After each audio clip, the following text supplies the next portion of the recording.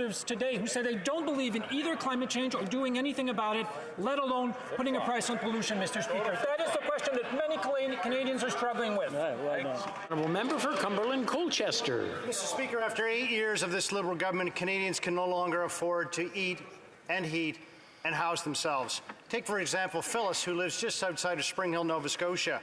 She turns the heat on in her trailer in the morning. She spends most of her day, Mr. Speaker, in bed with her clothes on to stay warm, and she gives herself a little bit of heat in the evening before turning in for the night. Conservatives will continue to keep the heat on and take the tax off. When will this Liberal government stop blaming everyone else, take some responsibility, and axe the destructive carbon tax? The Honourable Minister of Immigration. The honourable member represents communities that are very much similar in kind to the ones that are in my backyard. And the reality is the policies that we've introduced over the last 7 years in government are making a meaningful difference. Look at the Canada Child Benefit, which puts more money in the pockets of 9 out of 10 Canadian families. We changed that program so we stopped sending checks to millionaires like the Conservatives had.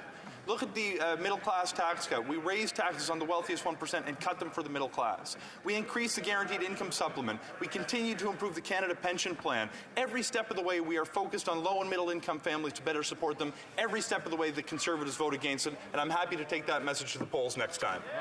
Member for Cumberland Colchester. Well, Mr. Speaker, it's absolutely fascinating because my office receives hundreds of emails and phone calls and letters outlining the extreme difficulties that they're having with their finances because of this Liberal government's terrible carbon tax and their terrible inflationist policies, the worst in 40 years. And even the Premier of Nova Scotia, Mr. Speaker, Tim Houston, has put forward a comprehensive plan to reduce emissions and actually save Nova Scotians money, where this minister lives.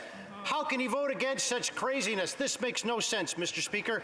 When will the Liberal government allow Canadians to keep the heat on and axe the tax? The Honourable Minister for Families. Mr. Speaker, it baffles this House that the Conservatives continue to undermine the fact that climate change is real. It baffles this House and, in fact, all Canadians that Conservatives continue to vote against measures that are actually supporting Canadians, Mr. Speaker. Time and time again, when we have put forward measures that are helping low and middle income Canadians, what have the Conservatives done? They have voted against it. Not only do they have no plan, but they obstruct and they deny and they deflect and they make it harder for Canadians to get the supports that they need. We're going to be there. Conservative.